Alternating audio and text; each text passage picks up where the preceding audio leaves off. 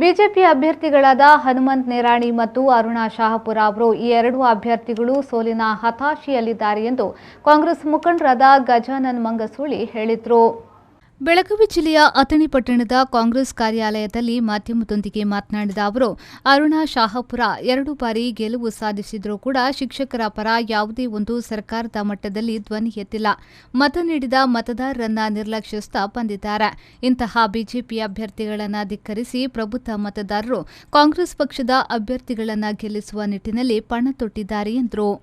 ವಾಯುವ್ಯ ಪದವೀಧರ ಮತಕ್ಷೇತ್ರದ ಕಾಂಗ್ರೆಸ್ ಅಭ್ಯರ್ಥಿಯಾದ ಸುನಿಲ ಸಂಕ ಅವರು ಮಾತನಾಡಿ, ನಮ್ಮ ಪಕ್ಷದ ಮುಖಂಡರನ್ನ ಬಿಟ್ಟು ಲಕ್ಷ್ಮಣ ಸವದಿ ಅವರನ್ನ ಭೇಟಿಯಾಗುವ ಪ್ರಶ್ನೆಯೇ ಇಲ್ಲ.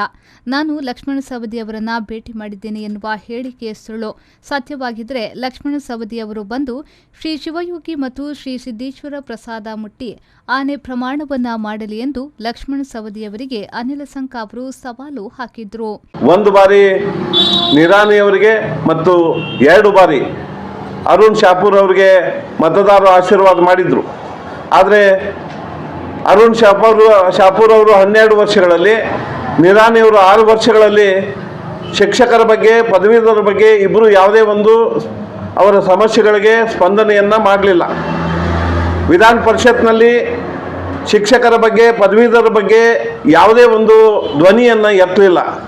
ಬದಲಾಗಿ ಸರ್ಕಾರದಿಂದ ಬಂದ ಅನುದಾನವನ್ನು ಸಹಿತ ಅವರು ಪೂರ್ಣವಾಗಿ ಉಪಯೋಗ ಮಾಡಲಿಲ್ಲ. ಬಂದ ಅನುದಾನ ತಿರುಗಿ ಹೋಗಿದ್ದು ಕುರಿತು ಮಾಧ್ಯಮಗಳಲ್ಲಿ ಸಹಿತ ಅನೇಕ ಕಡೆ ಬಿತ್ತರವಾಗಿದೆ. ಇವತ್ತು ಜನ ಬಿಜೆಪಿ ಅಭ್ಯರ್ಥಿಗಳನ್ನು ತಿರಸ್ಕಾರ ಮಾಡಿದ್ದಾರೆ ಅಂತ ನಮಗೆ ಮೇಲ್ನೋಟಕ್ಕೆ ಇವತ್ತು ಕಂಡು ಬರ್ತಾ ಇದೆ. ಹೋದ ಎಲ್ಲ ಕಡೆ ನಮ್ಮ ಪಕ್ಷದ ಇಬ್ಬರು ಅಭ್ಯರ್ಥಿಗಳಿಗೆ ಅಪಾರ ಬೆಂಬಲ ವ್ಯಕ್ತವಾಗ್ತಾ ಇದೆ. ಅದಕ್ಕೆ ಕಾರಣ ಸುನಿಲ್ ಸಂಕ ಅವರು ನಮ್ಮ ಅಥಣಿಯವರು, ನ್ಯಾಯವಾದಿಗಳ ಸಂಘದ ಅಧ್ಯಕ್ಷರಾಗಿ ಅನೇಕ ಸಂಘ ಸಂಸ್ಥೆಗಳಲ್ಲಿ ತಮ್ಮನ್ನು ತಾವು ಗುರುತಿಸಿಕೊಂಡಂಥವ್ರು.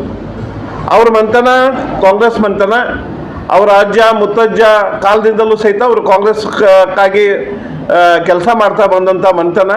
ಅಂಥ ಮಂತನದಿಂದ ಬಂದಿರತಕ್ಕಂಥ ಸುನಿಲ್ ಸಂಕ ಅವರು ಉತ್ಸಾಹಿ ಕಾರ್ಯಕರ್ತರು, ನ್ಯಾಯವಾದಿಗಳ ಸಂಘದ ಅಧ್ಯಕ್ಷರಾಗಿ ಅನೇಕ ಸಂಘ ಸಂಸ್ಥೆಗಳಲ್ಲಿ ತಮ್ಮನ್ನು ತಾವು ತೊಡಗಿಸಿಕೊಂಡಂಥವ್ರು.